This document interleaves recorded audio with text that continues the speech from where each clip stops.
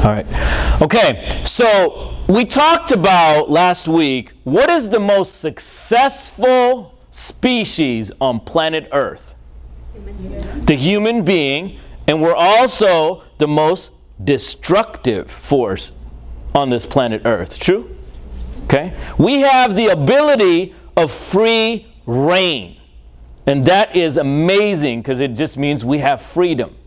We have freedom over other animals and other species because they can only act within a spectrum of what their existence is made for. True?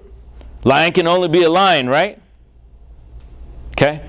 But a human being, now I have a problem with that definition of human being. None of us are happy with our growth. True? It should be human becoming. Because if you're just being, that means you're stagnant. You're not moving. You're not evolving. You're not creating. You're not becoming something else. Something more advanced than just being. There are no limits to what you can achieve and think of and dream of. See, the mental capacity is infinite. The physical one, though, that might be limiting. Walt Disney said, whatever you can dream of, you can have or become. Paraphrased. Whatever you can dream of.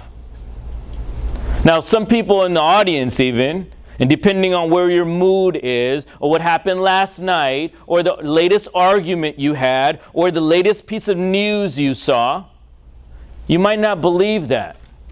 And it's okay. Because what did I say about excuses last week? They're 100% real. They're 100% unadulterated truth. Excuses and reasons why you're not where you should be are 100% real. They're not a fantasy. You didn't make them up. They exist in your mind based on your perspective. But to evolve to something else, you have to stop being. And you have to cater to the thought of becoming. And how do you do that? So every day you don't wake up with motivation. And if you're looking for motivation from a speaker or a book or a CD or a tape or a radio show or a TV program or YouTube, you're going to fail. It's about discipline. It's not about motivation. If you are hell-bent and delusional on delivering a greater you, you're going to become a greater you. The other day I was telling someone, Walt Disney had this magnificent chart. He drew out basically Disneyland and everything from merchandising on up. And I was talking to my friend about it. I was like, you see this dude's vision? You see this guy? He had everything mapped out. And you know what my friend's answer? He raised his eyebrow, kind of like I do, and said, oh man, it was easy for him. He was a white guy in the 1940s and 1930s. It was easy for him. And I took a step back. I was like, well, how many white men in America existed during the 30s and 40s? There was only one Walt Disney, though. So if you're going to look for excuses, you're going to find them. But the man's vision was so far superior to everyone else. How many Mohandas K. Gandhis existed? You don't think the Indian subcontinent has enough Indians on it? How many blacks existed? How many Martin Luther Kings? How many did we have? So I'm not saying that people didn't have other grassroots movements and didn't do other things for freedom or equality or the movement or the creation of a nation, right?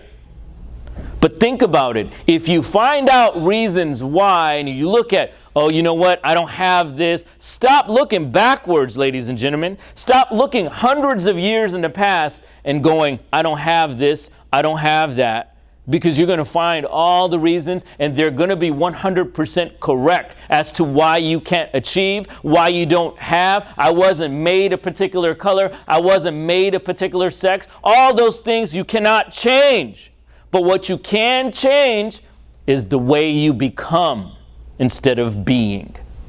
That's what you can change, and you can manifest anything and everything your heart desires. Going back to Walt Disney, he also says, the more you like yourself, the less you are like everyone else. And that makes you unique to who you are. You were created perfectly imperfect. And I said, nature doesn't create equality, does it? It doesn't. Equality is defined on how you want to look at your world. And I say this again, there are lunatics out there, victims out there running around killing beautiful people because they're not where they should be. They look at themselves and their cup and their life as only being. But if you really wanted to transform yourself, change starts internally and impacts the world around you in an external way. Look at TV and news, and what is it showing us?